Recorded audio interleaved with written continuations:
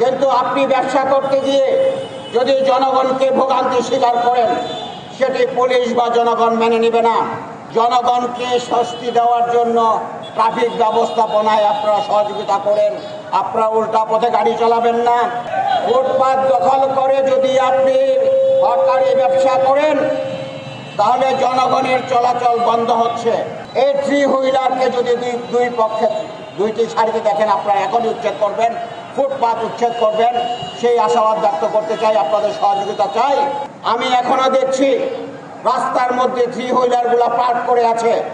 যদি একটি লাইনে পার্ক করেন আমার কোনো আপত্তি নাই, যদি দুইটি লাইনে পার্ক করেন আপনারা সেটি ট্রাফিক পুলিশকে নিয়ে তাদেরকে উচ্ছেদ করবেন ইনশাল্লাহ। আমি আপনাদের সহযোগিতা চাই, কারণ যদি দুই লাইনে পার্ক করে সেটি আপনার যাতায়াতের বিঘ্ন করছে। আপনার যাতায়াতে যদি বিঘ্ন করে আপনি পুলিশের সহযোগিতা নিয়ে তাদেরকে সাহায্য করেন। আপনি আপনার ব্যবসা করবেন, আমার কোনো আপত্তি নাই, আপনি ব্যবসা করেন সেটি আমি চাই। কিন্তু আপনি ব্যবসা করতে গিয়ে যদি জনগণকে ভোগান্তি স্বীকার করেন, সেটি পুলিশ বা জনগণ মেনে নেবে না। সেটি পুলিশ বা জনগণ প্রতিরোধ করবে এবং আপনার এটির জন্য জবাব দিতে হবে। আমি আপনাদেরকে জবাবের মাধ্যমে নয়, আপনার বিবেককে আমি প্রসারিত করতে চাই, আপনার বিবেককে আমি উন্মোচন করতে চাই। প্লিজ জনগণকে স্বস্তি দেওয়ার জন্য ট্রাফিক ব্যবস্থাপনায় আপনারা সহযোগিতা করেন। আপনারা উল্টা পথে গাড়ি চালাবেন না।